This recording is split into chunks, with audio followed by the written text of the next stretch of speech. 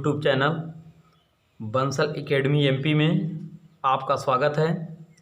आज हम कक्षा 10 अध्याय फर्स्ट वास्तविक संख्याएं एनसीईआरटी पैटर्न से पढ़ने जा रहे हैं। तो पिछले वीडियो में प्रश्नावली 1.1 की फर्स्ट सवाल हल किए थे। आज प्रश्न नंबर 2 को सॉल्व करने जा रहे हैं।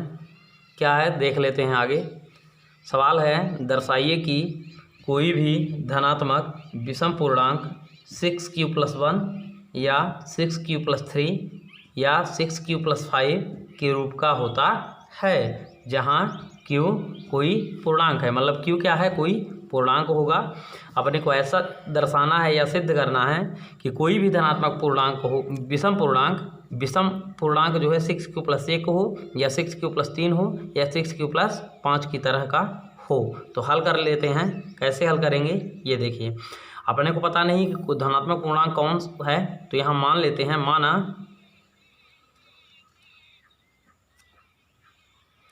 कोई धनात्मक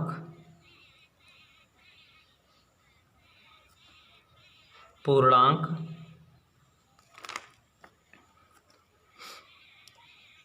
a है। यहाँ x भी माना जा सकता है, y भी माना जा सकता है। गणित में कोई भी ABCD कोई भी अक्षर मान सकते हैं, जो अपने को पता न रहे तो मान सकते हैं। तो यहाँ मान लेते हैं, माना कोई भी धनात्मक पूर्णांक कितना है, a है। अब यहाँ लिखेंगे यूक्लिड विभाजन एल्गोरिथ्म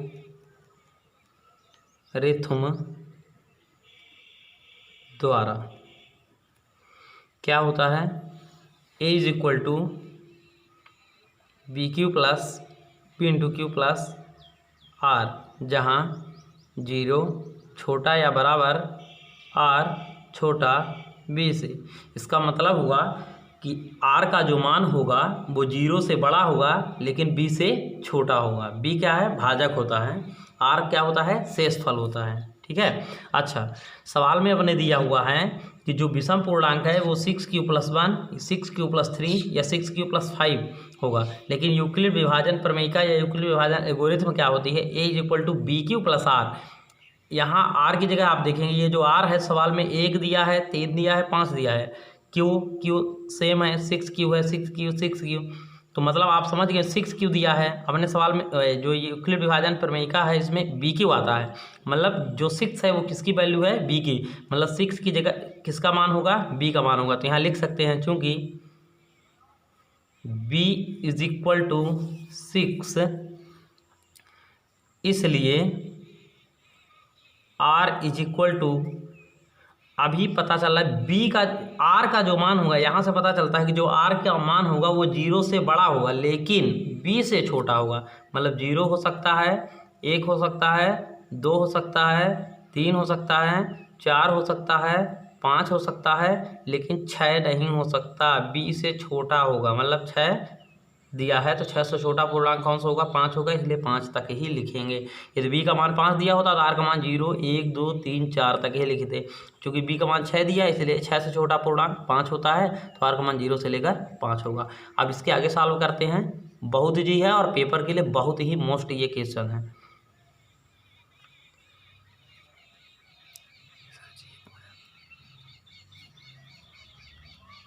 हमको लगता है क्योंकि b = 6 इसलिए r = 0, 1, 2, 3, 4, 5। यहाँ समझ में आ रहा है कि जब r का जो मान होता है 0 से बड़ा और b से छोटा होता है, इसलिए b का मान 6 है तो r का मान b से छोटा लिखेंगे। कितना लिखेंगे, छोटा, 5 लिख देंगे। लास्ट पूर्णांक छोटा कितना होगा, 5 होगा। अब सॉल्व करते हैं आगे सवाल। चरण फर्स्ट, इसका सवाल हल करते हैं आगे। सिद्ध करना है अपने को ना, इसलिए चरण फर्स्ट में क्या लिखेंगे, b = 6 ही रहेगा। r = पहले क्या ले लेंगे, 0। b = 6 और r = 0 रखने पर रख देते हैं। तो इसी में रखना है, इसी फार्मूले पर रखना है। तो a = क्या हो जाएगा, b लिखा है तो b की जगह 6 रख देंगे, q की जगह q ही रहेगा। बी की जगह 6 रख देंगे, क्यू की जगह क्यू ही रहेगा, और आर की जगह क्या रखने जा रहे हैं, 0, तो ये रख देते हैं 0। अब यहाँ a is equal to 6 q plus 0 बन चुका है। इसमें 2 का भाग करेंगे तो ए तो पूर्णांक मान रखे हैं, इधर कुछ करना नहीं अपने को, इधर करना है। 2 का भाग करेंगे, इसमें 2 3 6 हो जाएगा, और 0 में भी भाग चलाएगा, 2 शून्य में शून्य हो जाएगा। कुल मिला के इसमें 2 का भाग चला जा रहा है, तो आप आसानी से कह सकते हैं कि ये जो है सम पूर्णांक है, एक ऐसा पूर्णांक है, सम पूर्णांक है। अब चरण सेकंड में चलते हैं, दूसरा स्टेप इसका, चरण दूसरा। अब की बार रखना है b इज इक्वल टू 6 ही रखेंगे, b इज इक्वल टू 6, और r इज इक्वल टू, अब 0 ना रखेंगे, अब की बार 1 रखेंगे, 0 r इज इक्वल टू 1 रखने पर सेम लगाना है, एक जैसे ही, बहुत ही सरल है। रख देते हैं तो a इज इक्वल टू आ जाएगा 6 इंटू क्यू। अब 6 क्यू ही रहेगा, r बस की वैल्यू बदल जाएगी, r की जगह भी 0 रखे थे, अब की बार रख देना 1, तो ये आ जाएगा। अच्छा यहाँ पे देखें, जब आप 2 से भाग करेंगे तो 6 क्यू है, तो इसमें 2 3 6 तो हो जाएगा, लेकिन एक में 2 का भाग नहीं जाएगा, क्योंकि पूरी इस संख्या में पूरे में 2 का भाग नहीं जा रहा है, टोटल में एक में नहीं जा रहा है, कुल मिला के पूरे में नहीं जा रहा है, इसलिए यह संख्या कैसी होगी, विषम पूर्णांक होगी। यहाँ साइड में लिखते भी जाएंगे तो बाद में अलग से पहचानने की ज़रूरत नहीं पड़ेगी। इसका स्टेप थर्ड, चरण तीसरा है b इज इक्वल टू 6 और r इज इक्वल टू 2 रख देते हैं। अब की बार 1 रख चुके हैं, 0 भी रख चुके हैं, अब 2 बच रहा है, 2 रख देते हैं आगे की संख्या रखने पर, तो रख देते हैं, क्या आता है, a इज इक्वल टू आ जाएगा 6 क्यू, सेम, वो तो हर जगह सेम रहेगा, 1 रखे थे अभी, तो अब की बार रख देंगे r की जगह 2। यहाँ पे देखें 2 3 6, 2 का भाग जा रहा है, इसमें भी 2 एकम 2, 2 का भाग चला जाएगा। जब 2 का भाग चला जाता है तो ये सम संख्या होती है, कल आपको बताए भी थे, हालांकि वहाँ दूसरा टॉपिक दूसरी तरह बताए थे, लेकिन ये भी बताए थे कि 2 का भाग चला जाएगा तो वैसा संख्या होती है, तो ये आ जाएगा सम पूर्णांक, ये सम पूर्णांक है। इसके बाद बढ़ते हैं आगे, चरण चौथा चरण में फोर्थ स्टेप क्या है इसका, b इज इक्वल टू 6 ही रखेंगे, लेकिन r की वैल्यू बदल जाएगी, अभी 2 रखे थे, 2 की जगह बाद अब क्या रख देंगे, 3 रख देंगे, तो ये 3 रखने पर रख देते हैं, तो a इज इक्वल टू आएगा 6 क्यू प्लस 3। यहाँ 2 का भाग चला जाएगा, 2 3 6, लेकिन 3 में 2 का भाग नहीं चला जाएगा, इसलिए एक ऐसा पूर्णांक होगा, विषम पूर्णांक है। अब आता है चरण पांचवा चरण है, में रखेंगे b इज इक्वल टू 6 ही रखेंगे, r की जगह क्या रख देंगे, 4 रख देंगे रखने पर, तो ये रख देंगे तो क्या हो जाएगा, a is equal to 6 q plus, जहाँ 3 है वहाँ पे रख देंगे 4, 2 का भाग यहाँ चेक कर लेते हैं, 2 3 6, 2 दूना 4, ये सम संख्या हो रही, 2 का भाग चला जा रहा है, इसलिए सम संख्या होगी, तो यहाँ लिख देंगे सम पूर्णांक है, सम पूर्णांक है। इसके बाद आता है चरण छठवां। चरण छठवां में क्या लिखेंगे, b बराबर 6 रख देंगे और r बराबर 5 रख देंगे रखने पर, क्योंकि r का मान सबसे बड़ा 5 ही था, सबसे छोटा 0 था, अब इसके बाद नहीं रखना है आगे कुछ भी, बस 5 तक ही काम करना है रखने पर, तो ये आ जाएगा a is equal to 6 q plus 5। यहाँ 2 का भाग करते हैं, 2 3 6, लेकिन इसमें 2 का भाग नहीं जाएगा, इसलिए एक ऐसा पूर्णांक होगा, विषम पूर्णांक होगा, विषम पूर्णांक है। अब आप देखेंगे, आप नोट करते इसको जाइएगा, तो आप देखेंगे कि चरण फर्स्ट में सम पूर्णांक आया था, चरण सेकंड में यहाँ लिख भी सकते हैं, अतः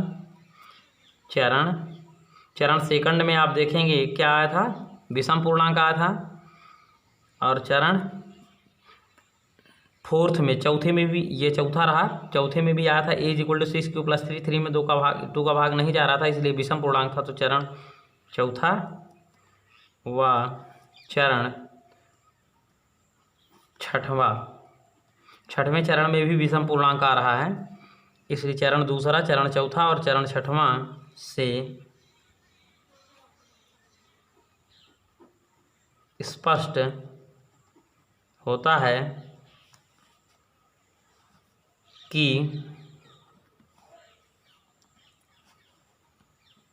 कोई भी धनात्मक विषम पूर्णांक 6q+1 या 6q+3 या 6q+5 के रूप का होता है। आशा करता हूँ ये सवाल आपके पूरी तरह से समझ में आ गई होगी। यदि कहीं भी डाउट होगा तो कमेंट बॉक्स में ज़रूर बताइएगा और अच्छी तरह से समझाया जाएगा। प्रश्न नंबर 2 पूरा हो जाने के बाद आते हैं प्रश्न नंबर 3 पे। प्रश्न नंबर 3 है, किसी परेड में 616 सदस्यों वाली एक सेना आर्मी की टुकड़ी को 32 सदस्यों वाली एक आर्मी बैंड के पीछे मार्च करना है। दोनों समूहों को समान संख्या वाले स्तंभों में मार्च करना है। उन स्तंभों की अधिकतम संख्या पूछ रहा है। 616 सदस्य हैं, लेकिन टुकड़ी कितने की है? 32 सदस्यों की है। 616 टोटल सदस्य हैं, लेकिन अलग टुकड़ी कितने की बनाना है? 32 सदस्यों की बनाना है। अब बोल रहा है उन स्तंभों की अधिकतम संख्या, लघुत्तम संख्या या न्यूनतम संख्या जो होती है उसको लासा बोलते हैं, जैसे एलसीएम कहते हैं, लघुत्तम समाप्त वर्ग। और अधिकतम संख्या पूछ रहा है, मतलब कन्फर्म पता हो चुका है आपको, पिछले वीडियो में आपने पढ़ा भी था एससीएफ, तो यहाँ भी एससीएफ ही पूछ रहा है। 616 और 32 सदस्यों वाली पूछ रहा है। 616 टोटल सदस्य हैं, 32 सदस्यों वाली टुकड़ी है। अधिकतम संख्या क्या है जिसमें वे मार्च कर सकते हैं? इस सवाल को सॉल्व करते हैं। यहाँ पे 2 संख्याएं अपने को मिल रही हैं, हल करते हैं। पहली संख्या मिल रही है 616 और दूसरी संख्या मिल रही है 32। यूक्लिड विभाजन एल्गोरिथ्म द्वारा क्या होती है? A = BQ+R, जहाँ 0 छोटा या बराबर R छोटा B से। इसका रफ कार्य कर लेते हैं, बगल में यहाँ सॉल्व भी कर सकते हैं ऐसे। 616 में भाग करेंगे 32 का तो भाग जाएगा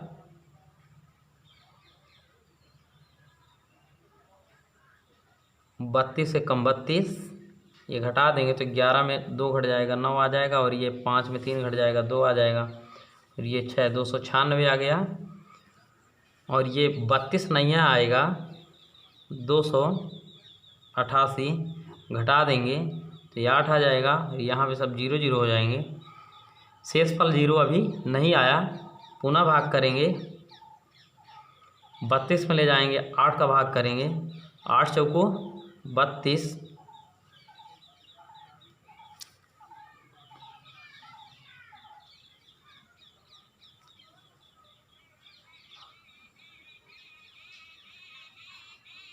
शेषफल आ गया है 0। 8 चौको 32 घटा देंगे तो शेषफल आ जाएगा 0। जैसे ही शेषफल आ गया 0, या किस भाजक से 0 आया है? 8 से भाग देने पर 0 आया है, इसलिए इसका कंप्लीट आंसर 8 ही आएगा। इसको सॉल्व कर लेते हैं मेथड से, चरण लगा लेते हैं इसमें भी।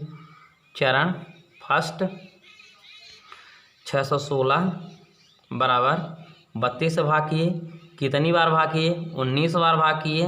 शेषफल कितना बचा था? 8 बचा था, प्लस 8 लिखेंगे।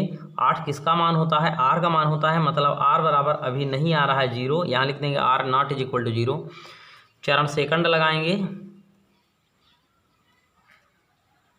किससे भाग? 8 से भाग किए 32 में, बड़ी संख्या 32 बन रही है, तो 32 बराबर 8 से भाग करें कितनी बार? 4 बार। 8 चौको 32, कुछ भी शेषफल नहीं बचा, 0 बचा रहा है, तो शेषफल यहाँ 0 लिख देंगे, यहाँ लिखेंगे R = 0, और अतः इसका बना देंगे, चूँकि शेषफल R = 0, इसलिए या अतः लिख देंगे। अतः सवाल में पूछा था अधिकतम स्तंभों की संख्या, अतः अधिकतम स्तंभों की संख्या बराबर 8। 8 क्या है, एचसीएफ है, वही इसका कंप्लीट आंसर हो जाएगा। ये कंप्लीट आंसर हो गया। आज की वीडियो में बस इतना ही, मिलते हैं अगले वीडियो में।